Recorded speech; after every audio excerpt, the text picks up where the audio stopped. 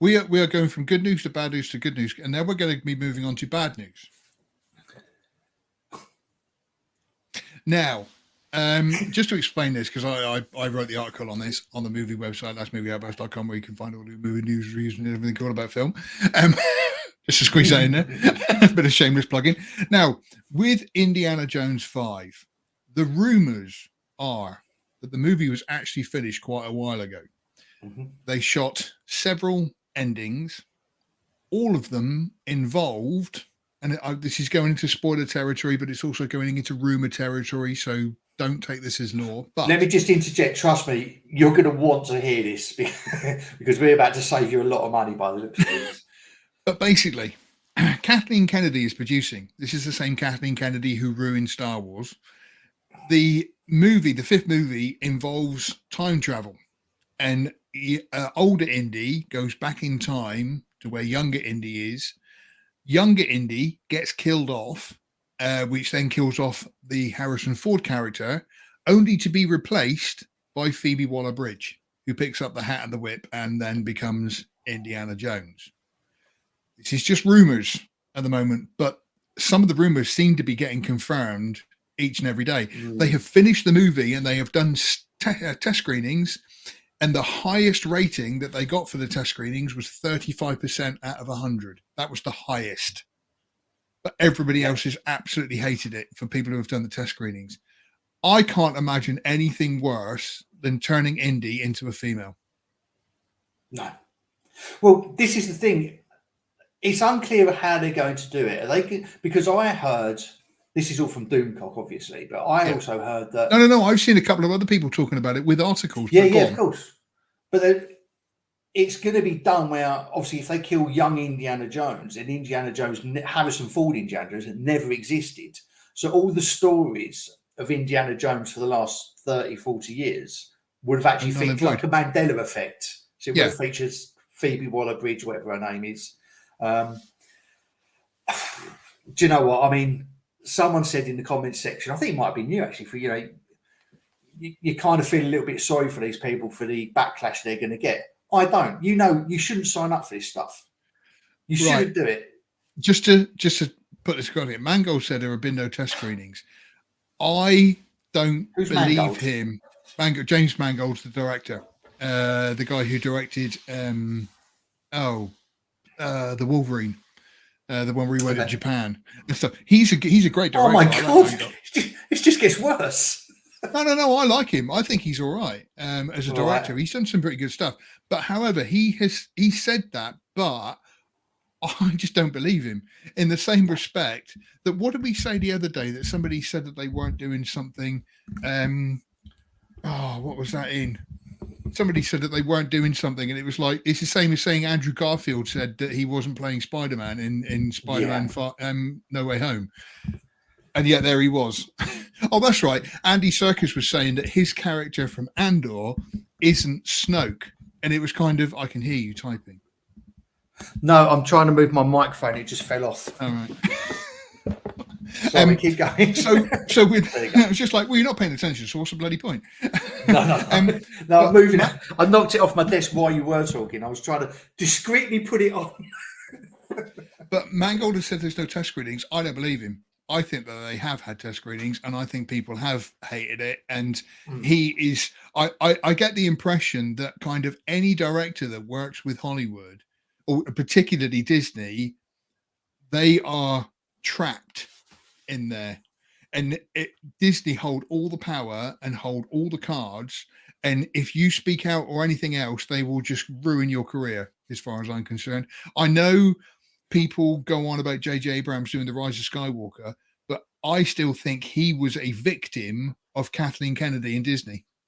That it was kind of, he was the scapegoat who everybody pointed at saying, you ruined this film. And it was like, because he's often said that The Rise of Skywalker was not the movie he wanted to make. And it was Disney that butchered it. Yeah, I mean, I don't mind JJ. I know a lot of people hate him. I don't mind him. I enjoyed his first Star Trek film. And I didn't even mind is it The Force Awakens? The one he did? It was a fairly good introduction to the series. it basically it brought back the nostalgia that we all Yeah. wanted, and he handed over the keys to that Johnson cretin, who basically got the keys, dipped him in a pile of dog shit, and gave them back to him, and said, go and polish Good luck. these. So Good I luck with thought, like, that. I'd never, yeah, it's literally that. So I won't blame JJ for the state of the rise of Skywalker, because I think he was literally polishing a turd and trying to tie up the ridiculous fuck ups that Again, Ryan Johnson had done. reports say that there were a couple of major scenes he wanted to film, but Disney wouldn't let him do it. And like he said that the movie that came out was not the film he wanted to make.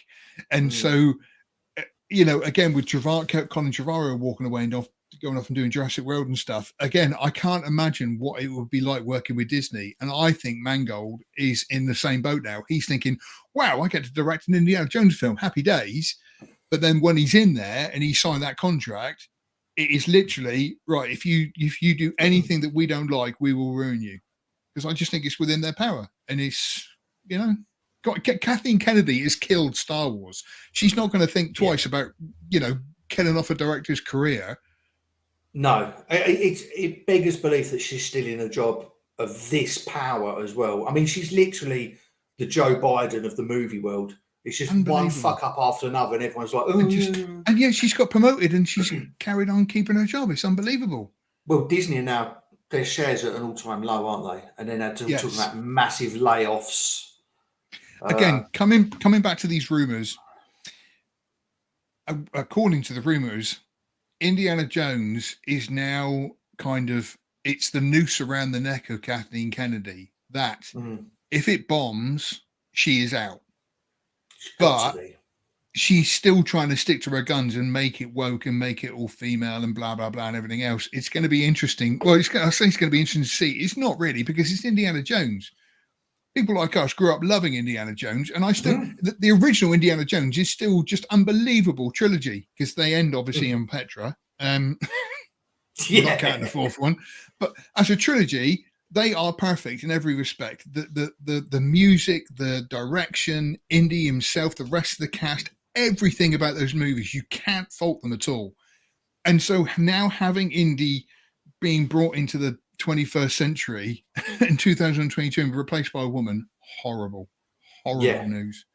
And so it's not going to be interesting. No, and do you know what, Phoebe Waller-Bridge, if these rumors do turn out to be true, and you are going to get a huge backlash, you deserve everything you get, because you saw the scripts.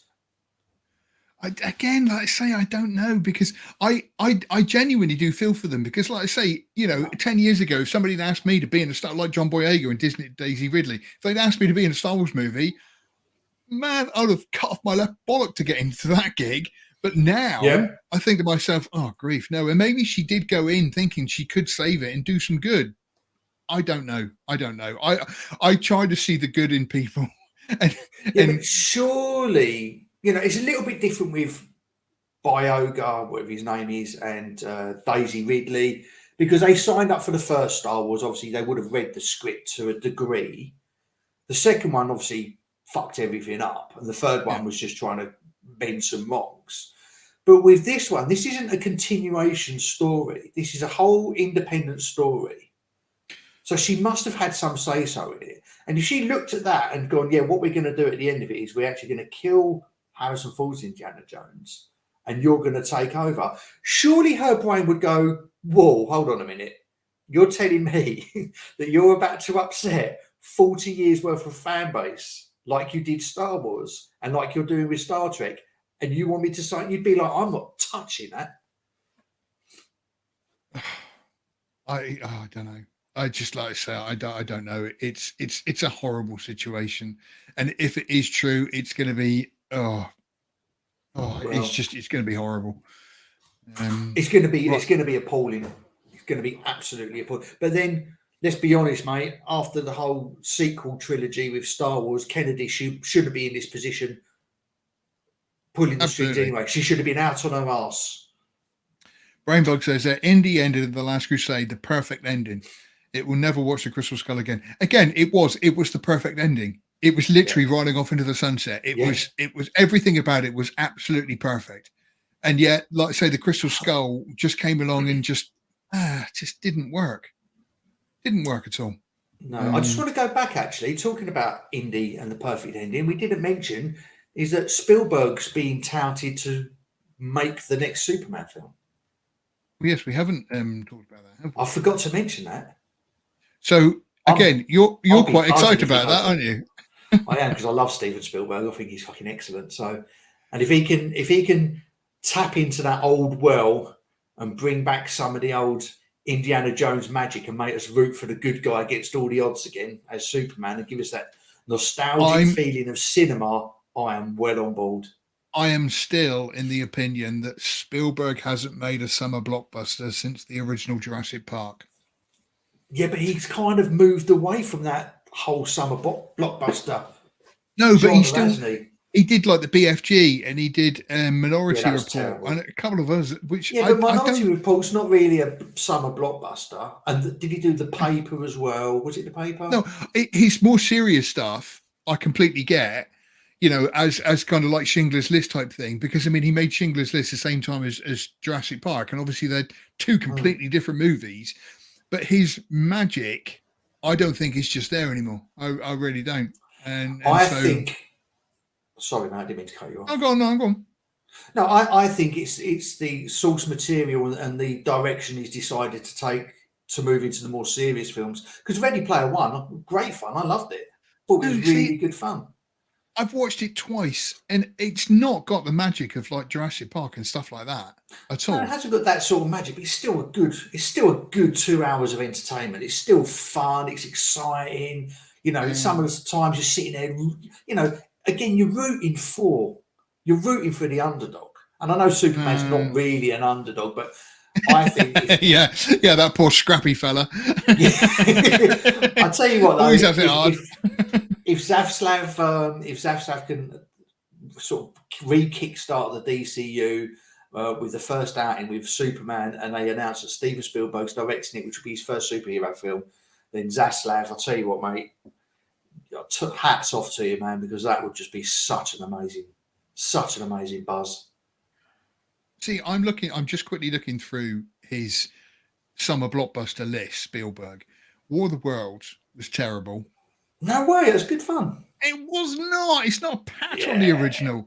Adventures of Tintin again was just no, but animated though. Again, but you just expect more from him. Catch Me If You Can was kind of that was all right. Post, see, like I say, I just don't think he's got the magic. Not like with Indiana Jones and the original Indiana Jones. Watching that again the other day, the photography, the shots, just it works from every single level. It's a masterclass. You arse. That was an excerpt from The Outpost Frequencies, brought to you by the lastmovieoutpost.com. We hold a live stream every Sunday at 12 p.m. on Central Time and 6 p.m. UK time. You're welcome to join us.